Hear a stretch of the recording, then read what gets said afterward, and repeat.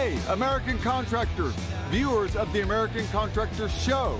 I'm here with John Dye at Win the Storm, and I have to tell you, anyone that is associated with American Contractor Show, you are a badass. Big shout out to American Contractor Show. If you don't know, you definitely need to check out the Storm Summit. They're doing it in excellence. Check them out. Hey, what's up? This is your friend, Francisco Serrano. If you haven't checked it out, American Contractor Show, YouTube channel, Facebook channel, Twitter, Instagram, all the platforms, you need to go them, like them, start learning about your craft. Hey, I'm Matt Danskin with Restoration Referral System. Check out the American Contractor Show. The truck that they've got is awesome. Everything else that they have going on.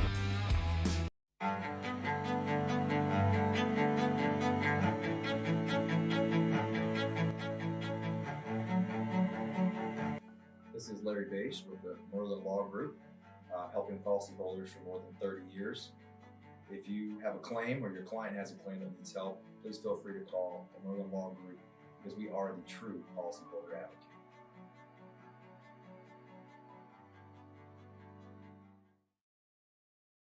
C3 was eager to help us, and even whenever we weren't giving them work, they were still eager to give advice. The things that they were putting out for the for changing from DMO to RFG and giving that to the industry and not charging anything for it, I thought was really cool.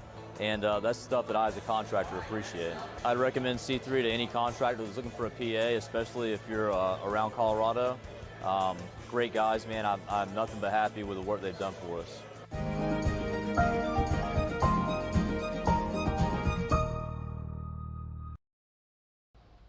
What's up, everybody? Lead meteorologist John Choquette here for our daily forecast. Yes, blame John, all that good stuff. You can thank all of our sponsors, C3 Group, Merlin Law Group, and our American Contractor Show. As always, they're in the description below. They're also in our link tree link below, and you can find out more about us on there as well. We're gonna jump right into it here, guys. I'm stealing this from Reed Timmer. We have gorilla hail possible today. Some really giant hail is very possible from Kansas into Nebraska this afternoon and into this evening, and that should transition to possibly a fairly major wind event this evening into the overnight hours as well. One's called a derecho, where it's going to be a straight line wind gusts across a wide area. It's very possible in Nebraska and Kansas tonight after the hail and tornado threat subsides.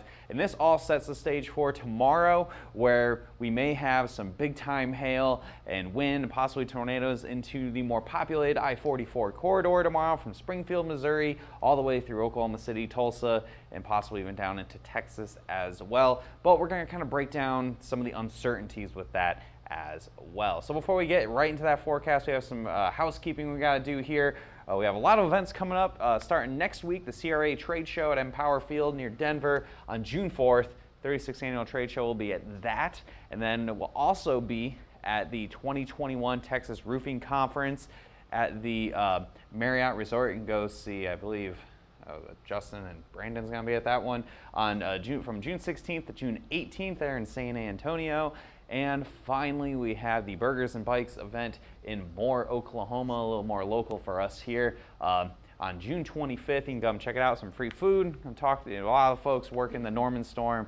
Come check us out. We'll be at that as well. So with that, we're going to kind of go over yesterday real quick. We had a spattering of gusty winds up in Wisconsin, some hail in Texas as well, and that is kind of what we saw yesterday. Not too crazy of a day. We only had about 34 hail reports and 54 wind reports, keeping us at a middling, still under 2,400 hail reports for the year. That's going to change today for sure. We're already seeing hail happening right now, so I think we may not really catch up to 2020, but we'll at least maybe gain some ground. May not be, 1,000 back like we are right now from this time last year. So we're looking at currently, like I mentioned, we did have some storms ongoing. Before I zoom in, we have a severe thunderstorm watch in effect for Pennsylvania and parts of New York. We have what looks like a pretty strong squall line getting together here across the Northeast. But we also have right now a storm across where the main risk area actually is for today. We're dropping up to tennis ball size hail here in northwest Kansas,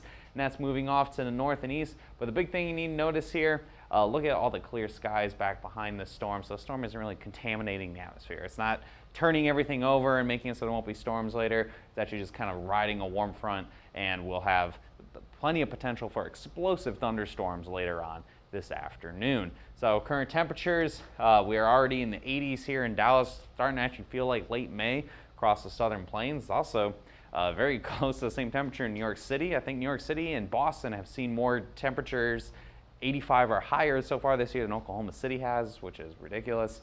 And already at 80 degrees in Kansas City. Looking at that moisture, got plenty to work with. We have a lot of instability in place here for today. Dodge City already almost at 70-degree dew points. It's super muggy here in Oklahoma City, and that is streaming to the north very quickly. That means we'll see quite a bit of storms this afternoon. And with that, with all the instability in place, our forecasted Cape map is lighting up like a Christmas tree here. This is as of right now, we already well over 3,000 Cape, which is available potential energy. So it's like, how much energy does a storm have to work with? You want over 3,000 for really intense storms. So this is already showing we're plenty there. We might be getting closer to double that in some spots this afternoon. By about 3 o'clock, that shifts all the way up into Nebraska, where storms will fire around the 3 to 5 p.m. time frame across northwestern Kansas and southwestern Nebraska, and that will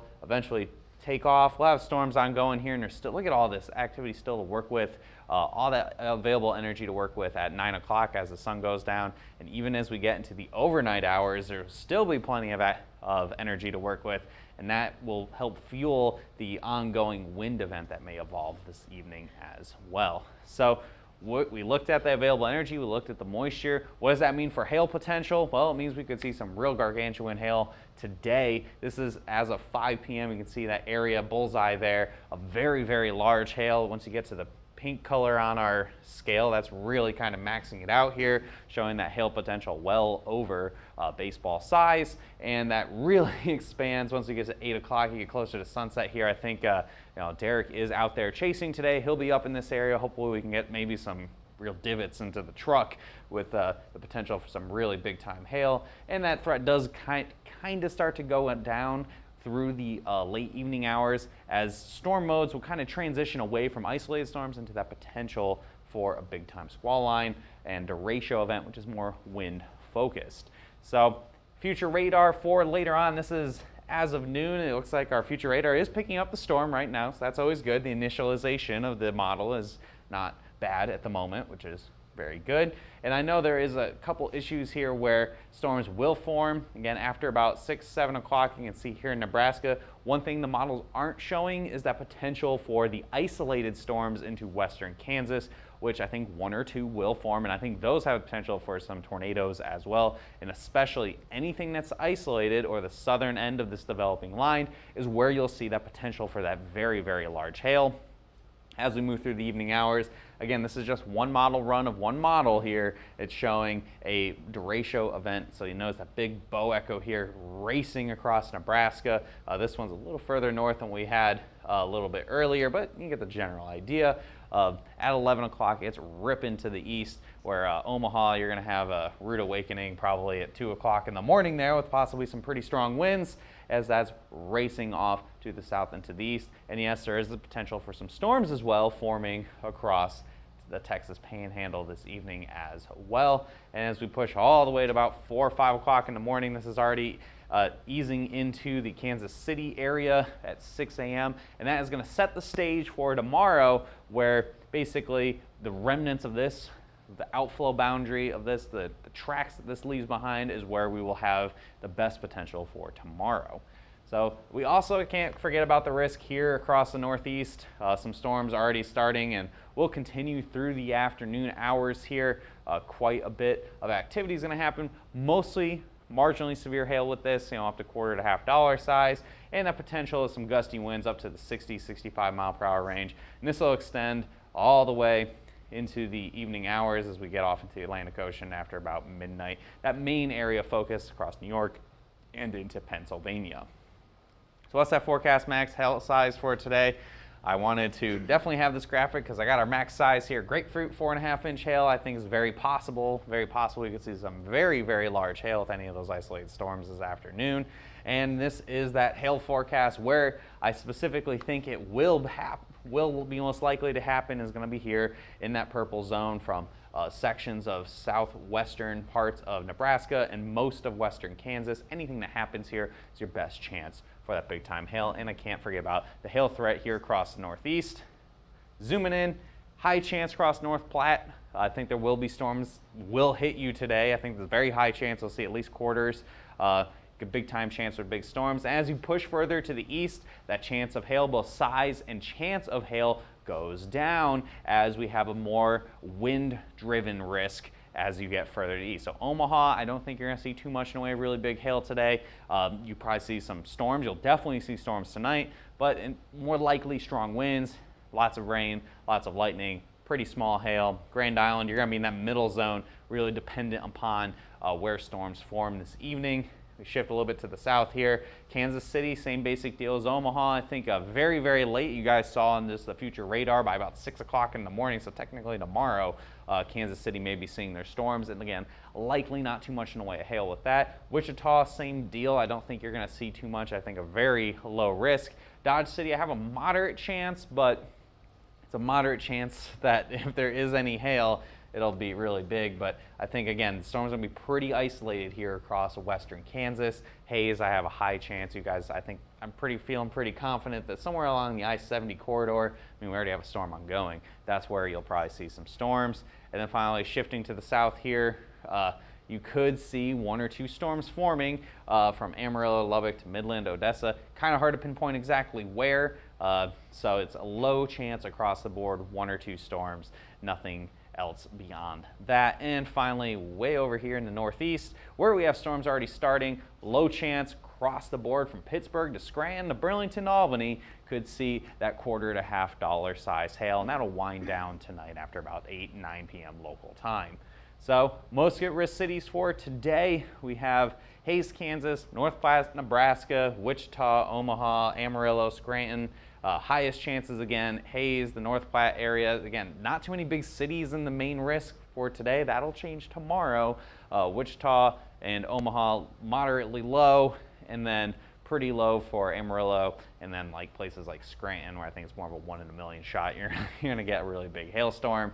And that wind forecast does make a comeback here today with the chance of that possible derecho you guys saw on the future radar. Anywhere highlighted in the darker blue could have in excess of 75-mile-per-hour winds.